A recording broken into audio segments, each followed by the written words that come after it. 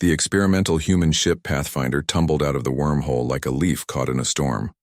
Warning lights flashed across the bridge as Captain Alan Morgan gripped his command chair, knuckles white. "Damage report," he called out, his voice steady despite the chaos.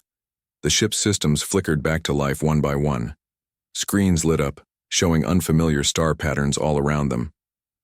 "Hull integrity at 82%, Captain," said Engineer Samantha Reeves. Her fingers danced across her console. "The warp drive is offline, but we still have conventional engines and life support." Alan nodded, taking a deep breath. "Navigation?"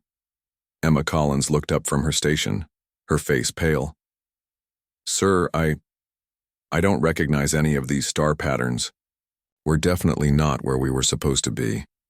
The bridge fell silent. The Pathfinder had been testing a new experimental warp drive on what should have been a routine mission at the edge of the solar system. Something had gone very wrong. "Science Officer Lewis, any ideas where we are?" Alan asked. Diane Lewis studied her readings with intense focus. "Captain, the wormhole appears to have transported us, well, I can't say exactly how far yet, but it's significant, possibly thousands of light years from Earth." The crew exchanged worried glances. Earth's most advanced ship carried only 50 people, scientists, engineers, and a small security team. They were explorers, not colonists or long-term travelers. "Sir," Frank Carter called from the communications station, "I'm picking up transmissions, hundreds of them. Different frequencies, patterns unlike anything in our databases." Alan stood up slowly. "Are you saying?" "Yes, Captain," Frank replied, looking up with wide eyes. "We're not alone out here. These are artificial signals, non-human communications." The next 12 hours were a blur of activity. The Pathfinder moved cautiously through this new region of space, gathering data. They discovered they had emerged in a busy sector, filled with evidence of advanced civilizations. Diane's science team identified at least 7 different alien species using the nearby trade routes. The galaxy, it seemed, was teeming with intelligent life, all unknown to humanity until now. "They appear to have faster-than-light capabilities," Diane explained during the emergency briefing. "But interestingly, their drive signatures are different from our experimental system. They're using a more conventional approach, if that makes sense." "Different how?" asked Alan. Samantha Reeves jumped in. "Their ships bend space in predictable patterns. Our drive was designed to punch through it. It's like comparing a boat to a drill. Both get through water, but using completely different methods. And that's why we got pulled into the wormhole," Diane added. "Our drive created an unexpected reaction." Alan processed this information. "Can we get home?" The question hung heavy, in the air. Samantha and Diane exchanged looks. "Not immediately," Samantha admitted.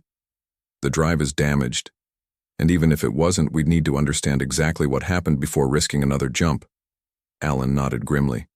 "Then we need to make contact. Frank, any luck deciphering their communications?" Frank Carter had been working non-stop with the ship's computers. "Some, sir. I've identified language patterns in a few of the transmissions. Given enough time, the computers should be able to translate." "Time might be something we don't have," said Security Chief John Miller. "They've noticed us. 3 vessels are changing course to intercept." The alien ships approached with caution. They were sleek, with smooth lines that reminded Alan of sea creatures. The largest was about twice the size of the Pathfinder, glowing, with soft blue lights along its hull. "They're scanning us," John reported. "Our shields are holding, but their technology is thorough." "Open a channel," Alan ordered. "Visual and audio. Let's show ourselves." Frank worked his console. "Channel open, broadcasting on all frequencies we've detected them using." Alan stood tall. "This is Captain Alan Morgan of the Earth vessel Pathfinder. We are explorers who have arrived here by accident. We come in peace and seek assistance." For long minutes there was no response. Then the main screen flickered and showed an alien bridge. The beings there had pale green skin, large eyes, and slender bodies. The one in the center wore an ornate collar. The alien spoke, its words incomprehensible. The ship's computer worked. frantically analyzing patterns, comparing syntaxes. Then, to everyone's surprise, the alien switched to a different set of sounds, and then another. It was trying different languages. Frank's eyes lit up. They're attempting to communicate. They might have translation technology too. After several more attempts, the computer began to match patterns. Partial translations appeared on screen. Welcome, unexpected. Viridian Alliance. Peaceful? Frank fine-tuned the system. I think they're asking if we're peaceful, Captain. Tell them yes, Alan said firmly. We mean no harm. We are lost and need help understanding where we are. As the translation improved, they learned they were speaking with Sub-Commander Alara of the Viridian Alliance, the dominant political force in this sector of space. The Viridians were cautious but curious about these strange new beings who had appeared in their territory. Your technology, unusual, Alara said, the translation still choppy. Council wishes, study, exchange. They want to know about our ship, Diane whispered. Specifically our drive technology, I think. Alan considered this carefully. Tell them we're willing to share some information in exchange for their help and knowledge about this region of space. The negotiations continued for hours. The Pathfinder was escorted to a massive space station, a structure so large it dwarfed anything humans had built. The station orbited a blue-green world that the Viridians called their central administrative planet. As they approached, the crew gathered at the viewports, awestruck by the scale of alien civilization surrounding them. Ships of all sizes and shapes moved in organized patterns around the station. Some were clearly cargo vessels, others appeared military. There must be thousands of them, Patricia Harris, the ship's doctor, whispered. Thousands of ships, millions of aliens, and they've been here all along, living their lives while we thought we were alone. The Pathfinder docked at the station under escort. After careful atmospheric testing, a delegation from the ship prepared to meet their hosts. Captain Morgan selected Diane, Frank, John, and Patricia to accompany him. Remember, he told them as they gathered at the airlock, we represent all of humanity now. First impressions matter. The airlock cycled open, revealing a delegation of Viridians waiting. On the other side, their leader stepped forward, making a graceful gesture with four-fingered hands. I am High Counselor Thera, the alien said, the translation now much smoother. On behalf of the Viridian Alliance, I welcome you to Galactic Center Station. You are the first humans we have encountered, and we have many questions. As do we, Alan replied with a respectful nod. We look forward to learning from each other. What the humans didn't know was that behind the formal welcome, the Viridian Council had already made plans. These strange new beings and their unusual technology would be studied thoroughly. Their ship's drive system, which operated on principles the Viridian scientists found baffling, might be the key to solving problems the Alliance had struggled with for generations. The humans had arrived, and though they didn't know it yet, the galaxy would never be the same. 3 months had passed since the Pathfinder arrived in Viridian space. The initial wonder and confusion had settled into a new routine for the human crew. They were scattered across various Viridian worlds, learning about galactic society while sharing knowledge about Earth in return. Captain Alan Morgan sat in his temporary office on Galactic Center Station. The room was designed for Viridian comfort, the chair too low, the desk too wide, but he had grown used to it. On his screen, he reviewed reports from his crew. The door chimed softly. Enter, Alan called. Chief Medical Officer Patricia Harris walked in, looking tired but excited. Her usually neat uniform was wrinkled, suggesting she had been working through the night. Captain, I've made a discovery you need to see, she said, placing a data tablet on his desk. Alan picked it up. The screen showed medical scans comparing human and alien biology. What am I looking at, Doctor? Evidence that humans are different, Patricia said. The Viridian medical team has been studying us, with my supervision. They're amazed by our physical abilities. Alan raised an eyebrow. What do you mean? The Viridians are clearly more advanced than us. Technologically, yes, Patricia agreed. But biologically, we have advantages they find remarkable. Our endurance, for one. A Viridian tires after climbing a few flights of stairs. And our healing rate is nearly 3 times faster than theirs. That's surprising, Alan admitted. They seem so advanced in every way. There's more, Patricia continued. Humans can withstand radiation levels that would kill most other species in the Alliance. And our ability to eat almost anything? The Viridians call it a digestive miracle. Most species here have very specific dietary needs. Alan considered this information carefully. Why would evolution make us this way? That's what fascinates them, Patricia said. Most galactic species evolved toward specialization. We remained adaptable generalists. It makes us unpredictable and valuable. The captain's communication device beeped. It was Security Chief John Miller requesting a meeting. Alan asked him to join them. Minutes later, John entered, his expression serious. Captain, we may have a situation. I was invited to participate in what they called a friendly competition with Viridian security forces. Go on, Alan prompted. Was combat training. Nothing lethal, just practice, John explained. I won every match, not because I'm special. Any of our security team would have done the same. Their tactics are predictable. They follow patterns. When I did something unexpected, they couldn't adapt quickly enough. Alan frowned. That seems like a significant weakness. It is, John agreed. And they know it. The Viridian commander watched everything with great interest. Too much interest. Before Alan could respond, his device beeped again. It was engineer Samantha Reeves calling from the Pathfinder.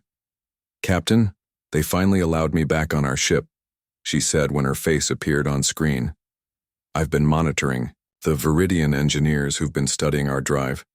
They're baffled by it. In what way? Alan asked. They keep trying to understand it using their existing theories, Samantha explained. But our drive was built on different principles. It's like they're trying to understand a computer by using rules that apply to steam engines. Alan nodded thoughtfully. So we're surprising them in multiple ways. More than you know, added a new voice. Communications specialist Frank Carter entered the office looking excited. His assignment had been to study Viridian culture and language. Sorry to interrupt, Captain, but this couldn't wait, Frank said. I've been granted access to their historical archives. The Viridian Alliance is over 10,000 years old. They've encountered hundreds of species, but none like us. What makes us so different? Alan asked, though he was beginning to suspect the answer. Most species they encounter follow predictable development paths, Frank explained. But humans, we developed along lines they've never seen. Our music alone has caused quite a stir. Our music? Patricia asked, confused. I shared some classical music, rock, jazz, and traditional songs from various Earth cultures, Frank said. The Viridians were deeply affected. Several of them admitted experiencing emotional responses they hadn't felt in generations. They claim to have evolved beyond such primitive reactions. Alan stood and looked out the viewport at the bustling station. Ships of a dozen designs moved about in perfect coordination. Everything here was organized, efficient, and predictable. So what? You're all telling me, he said slowly, is that humans are chaotic compared to the other species in the galaxy. Adaptable, Patricia corrected. And resilient. Unpredictable, John added. Tactically innovative. Instinctive problem solvers, came a new voice. Science Officer Diane Lewis entered, slightly out of breath. Captain, I just had the most fascinating experience. I was observing a Viridian navigation team struggling with a complex gravitational problem. Their computers were running calculations that would take hours. And let me guess, Alan said. You solved it faster? Diane nodded. Not because I'm smarter. Their mathematics is far advanced. But they were overthinking it. I saw a pattern and suggested a shortcut. They looked at me like I had performed magic. Alan took in all this information. Something wasn't adding up. Why would a technologically advanced civilization be so interested in us? He wondered aloud. They could have taken what they wanted from our ship and sent us on our way.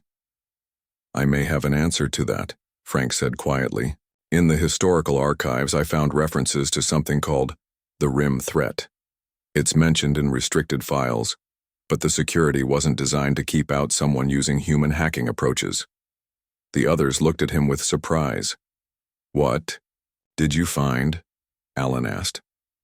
Not much detail, Frank admitted, but enough to know the Viridian Alliance is facing some kind of danger from the edge of the galaxy. They've been fighting it for centuries, and they're losing. A heavy silence fell over the room. Alan looked at each of his officers in turn. We need to know more, he decided. I'm going to request a meeting with the High Council. If they want our help, they need to be honest with us. Do you think they'll tell the truth? John asked. They might not have a choice, Alan replied. From what you've all reported, it sounds like humans offer something they desperately need. New approaches, adaptability, unpredictability. He looked back out at the station and the stars beyond. We thought we were lost when we arrived here, but maybe we're exactly where we need to be. What none of them realized was that High Counselor Thera was already on her way to see Captain Morgan. The reports about human abilities had reached the highest levels of the Alliance. After centuries of fighting a losing battle against the Void, Swarm, they had found something new, something the enemy had never encountered before. Hope. Captain Alan Morgan stood before the Viridian High Council. The chamber was enormous, with curved walls rising to a dome that showed the stars outside. 50 council members sat in a half-circle, their large eyes fixed on the human captain. High Counselor Thera sat in the center. Captain Morgan, Thera began, her translated voice echoing in the chamber. We have observed your species for 6 months now. The time has come for complete honesty between us. Alan nodded. I agree. My crew has discovered mentions of something called the Void Swarm. Is that why you've been so interested in humans? Murmur ran through the council. Thera's expression, though alien, showed surprise. Your people are indeed as resourceful as we hoped, she said after a moment. Yes, Captain. The Void Swarm is the greatest threat our civilization has ever faced. With a gesture, Thera activated a large display in the center of the chamber. It showed a star map of the galaxy. A dark area was visible along one edge, slowly expanding inward. The swarm appeared 300 years ago, Thera explained. At first, we thought it was a natural phenomenon, a strange form of dark matter, perhaps. Then we lost contact with our outpost worlds near the rim. The display zoomed in, showing recordings from those worlds. Alan watched in horror as a blackness seemed to flow across planetary surfaces, consuming everything it touched. Ships attempting to escape were overtaken, disappearing into the darkness. What is it? Alan asked, his voice barely audible. We still don't know for certain, Thera admitted. Our best scientists believe it is a collective entity, perhaps billions of microscopic organisms acting as one. It consumes energy in all forms. It absorbs matter and converts it, and it learns. Learns? Every weapon we develop works once, maybe twice. Then the swarm adapts. Thera's voice carried deep weariness. We have thrown everything we have at it for 3 centuries. We've sacrificed entire worlds as traps. Nothing works for long. The display changed again, showing a timeline of the swarm's advance. At its current rate, Thera continued, it will reach the core worlds of the Alliance in 50 years, Earth in perhaps 20 after that. Silence fell over the chamber. Alan felt cold despite the comfortable temperature. Why tell me this now, he finally asked. Because we need your help, Thera said simply. Humans approach problems differently. Your technology works on principles we never explored. Your minds make connections ours do not. You are unpredictable, and the swarm has never encountered unpredictability before. Alan took a deep breath. I'll need to discuss this with my crew. Of course, Thera agreed. But first, see what we face. She activated one final recording. It showed a massive battle. Hundreds of Viridian warships faced the advancing darkness of the swarm. They fired weapons that tore holes in space itself. For a moment, the swarm seemed to retreat. Then the darkness changed. It formed tendrils that reached out, faster than seemed possible. One by one, The warships were enveloped. Within minutes, the entire fleet had vanished. That was 6 months ago, Thera said quietly. Our largest and most advanced battle group, gone.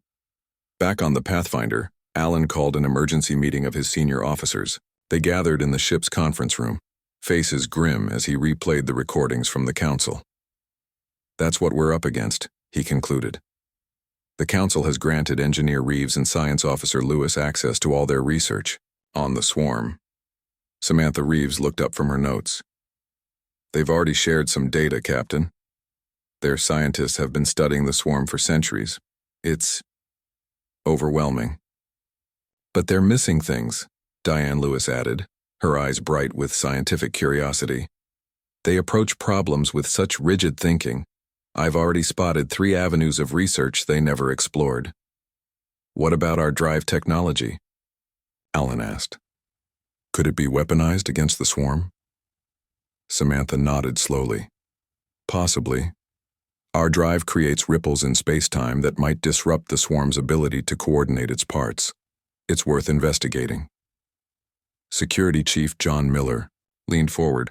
Captain, if we help them, what happens afterward?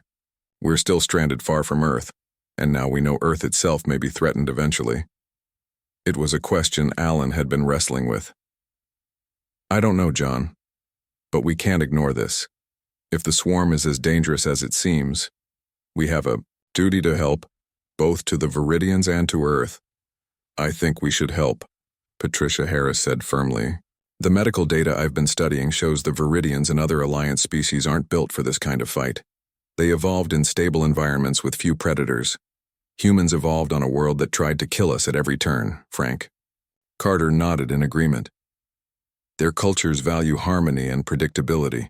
They can't imagine how to fight something that adapts to every attack. But humans? Adapting is what we do best. Alan looked around at his crew, the 50 humans who now represented all of humanity in this distant part of the galaxy. We'll help, he decided.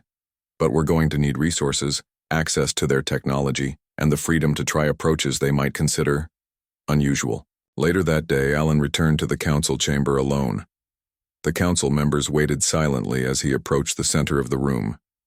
The crew of the Pathfinder stands with the Viridian Alliance against the Void Swarm, he announced. We can't promise victory, but we can promise to bring new ideas to this fight, human ideas. Relief visibly washed over the council members. Thera rose from her seat. Thank you, Captain Morgan, she said, performing the Viridian gesture of deep respect. From this day forward, humans are full allies of the Viridian Alliance. All our resources are at your disposal. As Alan left the chamber, a junior council member approached Thera. Hi, Counselor. Are we certain we can trust these humans? The younger Viridian asked quietly. Their unpredictability is useful against the swarm, but it could be dangerous to us as well. Thera watched Alan's departing figure. We have no choice. Our predictable methods have failed. We need their chaos. She paused. Besides, I've been studying their history. Despite their capacity for violence, humans have something remarkable, the ability to care about species not their own. And if they turn against us, the junior member pressed. Then we face our end a little sooner, Thera replied. But I believe Captain Morgan and his crew will fight for us as if we were their own. People, that is something the swarm cannot understand, and might be our salvation. Meanwhile, as Alan walked back to the Pathfinder, he looked up at the unfamiliar stars. His ship and crew were now committed to a war that had been raging for centuries. The odds seemed impossible. Yet for the first time in 300 years there was hope in the galaxy. One human ship had arrived, and everything was about to change. The massive Viridian research facility hummed with activity. 2 months had passed since Captain Morgan's crew had agreed to help fight the Void Swarm. Now, humans worked alongside aliens from a dozen species, bringing their unique perspective to a war effort that had stalled for centuries. Engineer Samantha Reeves stood in the center of a circular room, surrounded by holographic displays of the Pathfinder's drive system. A team of Viridian scientists watched as she manipulated the 4 images. The problem with your previous weapons, Samantha explained, is that they all operate on principles the swarm can understand and adapt to. Our drive creates ripples in space-time that follow no predictable pattern. An elderly Viridian named Keltor, the Alliance's leading physicist, studied the equations with fascination. It should not work at all, he admitted. Yet it does. The mathematics behind it is partly intuitive, Samantha finished for him. The scientist who developed the core theory back on Earth was famous for making intuitive leaps that she couldn't fully explain mathematically until years later. Intuition. Keltor repeated the word as if it were foreign. We engineered that trait out of our species long ago. We found it inefficient. Samantha smiled. Sometimes the least efficient path leads to discoveries you'd never find otherwise. In another part of the facility, Security Chief John Miller worked with a mixed group of alien warriors. They moved through a training course, practicing tactics John had designed. The swarm expects you to attack in formation, John called out as they advanced. It expects coordination and logic. That's why I want you to change tactics randomly. Every team member makes their own decisions based on the situation, not a predetermined plan. The alien fighters struggled with this concept. Their species had evolved toward group coordination, with clear hierarchies and defined roles. The chaos of human combat made them uncomfortable. It feels wrong, admitted Zeril, a tall, four-armed warrior from a species called the Thront. How do we know what our teammates will do? You don't, John replied, but neither will the swarm. That's our advantage. Meanwhile, in the medical wing, Patricia Harris made a breakthrough. She stood before a panel of alien doctors explaining her findings. The swarm attempts to control its victims through a form of neural link, she said, pointing to brain scans.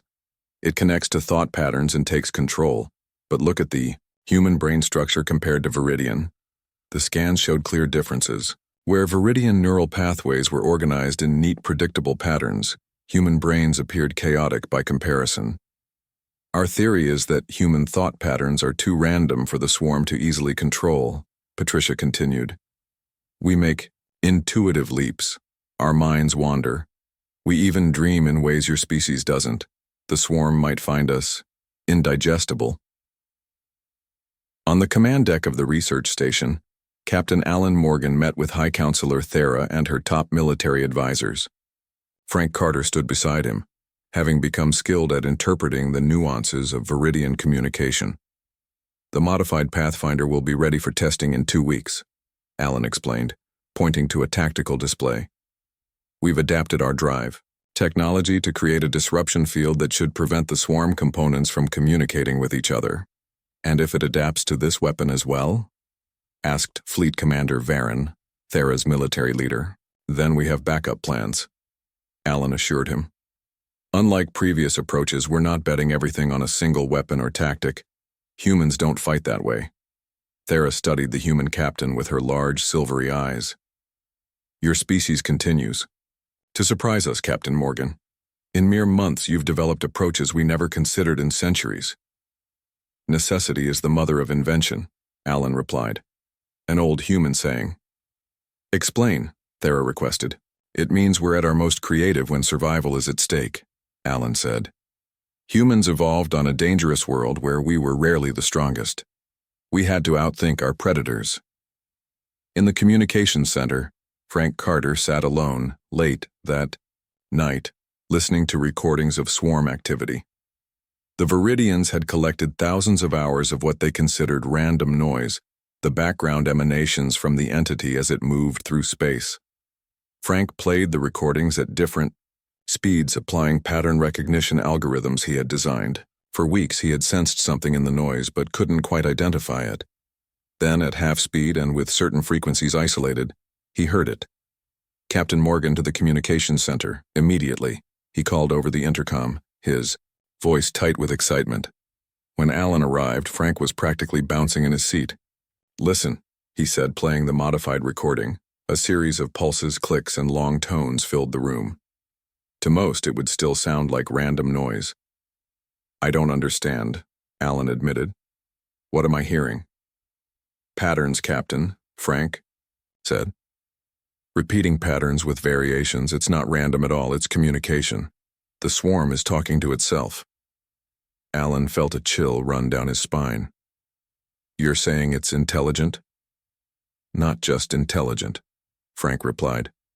Complex. These patterns remind me of something between a language and a song. They're beautiful in their way. The next morning, Alan called a meeting with all his senior officers and the Viridian High Council. The humans and aliens gathered in the large conference chamber, tension filling the air. We've been thinking about this all wrong, Alan began. The Void Swarm isn't just a force of nature or a simple organism.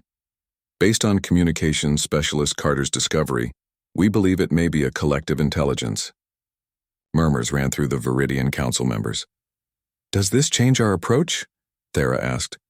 Completely, Alan confirmed. We've been planning to destroy something that might be trying to communicate. Fleet Commander Varen rose from his seat, agitated. Communicate, it has consumed entire worlds, killed billions. Perhaps because it knows no other way, Diane Lewis suggested, or because it perceived your attacks as threats. Alan activated a display showing the new battle plan they had developed. The Pathfinder, now modified with its disruption field, would lead a small fleet into swarm territory. Our main goal remains the same, to protect your worlds and eventually find a way for us to return to Earth, Alan explained. But now we have a second objective, to attempt communication with the swarm. This is madness, Varen protested. No, Thera countered, her voice thoughtful. It is the human approach. They see possibilities we do not. She turned to Alan. When can your ship depart? 1 week, Alan replied. The modifications are nearly complete. As the meeting ended, Alan's crew gathered in a corner of the chamber. We're really going to try to talk to this thing? John asked skeptically. We're going to try everything, Alan said firmly. The primary mission is still to stop the swarm from consuming more worlds. But if there's a chance it's intelligent, we have to at least attempt contact. Samantha Reeves smiled. It's what humans do, isn't it? When faced with the unknown, we don't just fight it, we try to understand it. Even if it might eat us? John asked with a raised eyebrow. Especially then, Patricia replied with a small laugh. Earth's history is full of humans trying to understand the predators trying to eat them. As they spoke, Thera watched from across the room. These strange beings, with their chaotic thoughts and unpredictable approaches, had brought something the Viridian Alliance had lost long ago: imagination. The modified Pathfinder moved through space at the edge of swarm territory. Behind it followed 5 Viridian vessels, their weapons powered, but not yet active. On the Pathfinder's bridge, Captain Alan Morgan sat tense in his command chair. Status of the disruption field, he asked. Operating at full capacity, Samantha Reeves replied from the engineering station. If it works as designed, it should prevent the swarm from coordinating its components within a range of 50,000 kilometers. Alan nodded. Communications? Frank Carter adjusted his settings. Broadcasting on all frequencies we identified, from the swarm patterns. If it can hear us, it's getting our message. For 3 days, they had been moving deeper into the danger zone, broadcasting a simple message of peace in every format they could devise. Mathematical sequences, visual, patterns, and simplified language concepts. So far, there had been no response. Captain, Science Officer Diane Lewis called out, her eyes fixed on her scanner. I'm detecting swarm activity ahead, a large concentration moving toward us. Tactical view, Alan ordered. The main screen shifted, to show a dark mass moving through space toward them. It looked like a cloud of black smoke, but sensors showed it was made up of billions of small particles. The swarm. It's definitely noticed us, John Miller said from the tactical station. Moving faster than their usual patterns would suggest. All ships maintain position, Alan ordered over the fleet channel. Do not fire unless fired upon. Let's see if our disruption field works. The bridge crew watched as the dark mass approached. At approximately 50,000 kilometers, it stopped. It's working, Samantha said, her voice tight with restrained excitement. The field is preventing it from coordinating. Keep broadcasting, Alan told Frank. This is our chance. The swarm hovered at the edge of the disruption field, its movements suddenly becoming erratic. Parts of it swirled in different directions as if confused. It's trying to communicate back, Frank said suddenly. I'm picking up new patterns, more organized than anything we've recorded before. Put it through, Alan ordered. Strange sounds filled the bridge, clicks and hums in complex patterns. Frank worked frantically at his console. I'm running it through our translation matrix, he said. It might take time to... Wait. I'm getting something. A distorted voice came through the speakers. The words were broken, but understandable. Why, hurt, stop, flee. The bridge crew exchanged glances of shock. It's actually talking to us, Patricia whispered. Alan leaned forward. Frank, can it hear our response? I believe so, Captain. Send this. We don't want to hurt you. We want to understand, why do you consume worlds and stars? There was a long pause. The swarm continued to swirl at the edge of the disruption field. Then, energy. Needed. Pursued. Hiding. Frank looked up from his console. Captain, I think it's saying it needs energy and it's hiding from something. Hiding from what? Alan wondered. Ask it. Before Frank could send the message, sensors blared warnings. Captain, Diane called out. Massive energy surge from the swarm. The dark mass suddenly contracted, then expanded violently. The disruption field flickered. Field failing, Samantha reported. It's overloading our systems. Evasive maneuvers, Alan ordered. All ships pull back. The Pathfinder shuddered as its engines strained. The Viridian ship scattered, moving away from the expanding swarm. Wait, Frank called. It's not attacking, it's showing us something. In the space where the swarm had contracted, a rift was forming. Through it, they could see nothing. Not darkness, but an absolute void. What is that? Alan asked, staring at the screen. Another dimension, Diane said, her scientific mind racing to understand. Or the space between dimensions. Captain, I think the swarm is showing us where it came from. More broken words came through the speakers. Home. Destroyed. Hunters. Follow. Consume all. Understanding dawned on Alan's face. It's not an invader. It's a refugee. And something is hunting it.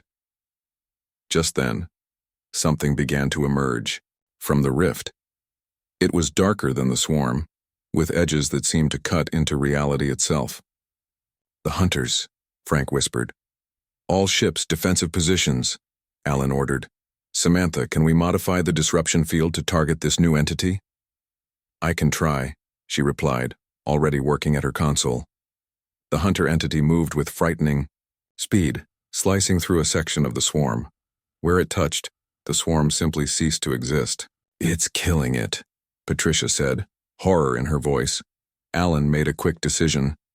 Target the hunter entity. All weapons, fire. The Pathfinder and the Viridian ships opened fire. Their weapons seemed to pass through the hunter with little effect. It's not working, John reported. The drive, Samantha said suddenly. Captain, if we detonate the warp drive, it might create a tear in space-time large enough to push both the swarm and this hunter back through the rift.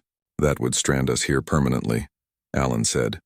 And possibly destroy the ship, Samantha added quietly. Alan looked at his crew. Without words, they all nodded. They had come to this galaxy by accident, but their actions now would be by choice. Do it, he ordered. Evacuate all non-essential personnel to the Viridian ships. Captain, Frank interrupted. The swarm is communicating again. Another way. Together. Symbiosis. Alan frowned. What does it mean? I think, Diane said slowly, it's suggesting we work together, a symbiotic relationship rather than destruction.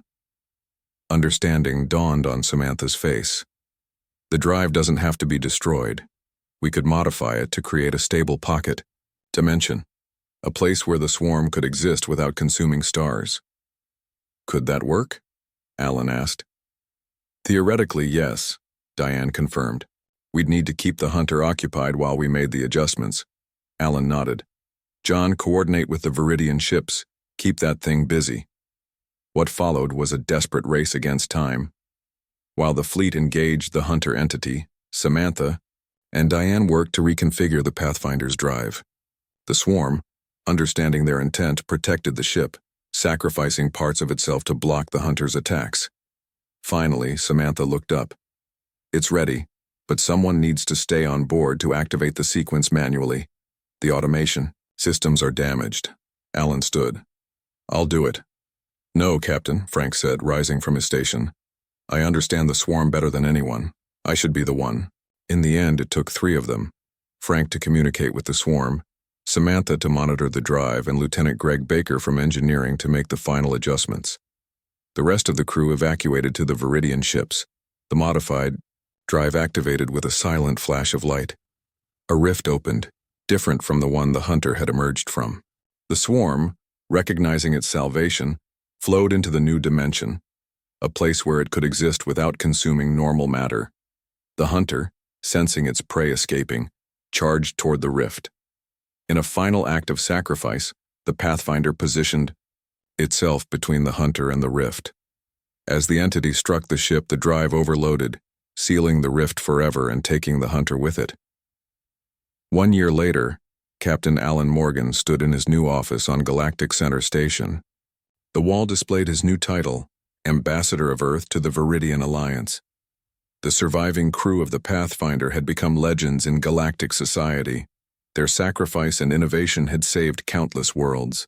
More importantly, their approach, seeking understanding rather than just destruction, had transformed how the Alliance viewed the unknown. Ambassador, a young Viridian aide said from the doorway, the new ship is ready for your inspection. Alan nodded and followed the aide to the docking bay. There, a gleaming vessel awaited, built with combined human and alien technology.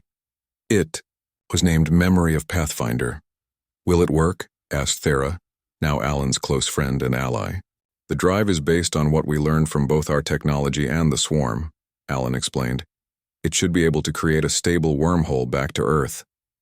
And then what? Thera asked. Alan smiled.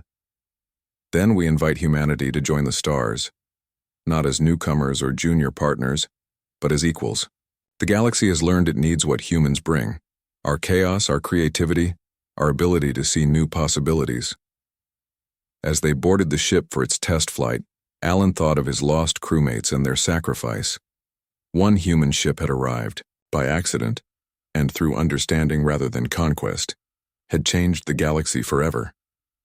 And now it was time to bring the rest of humanity to their new place among the stars.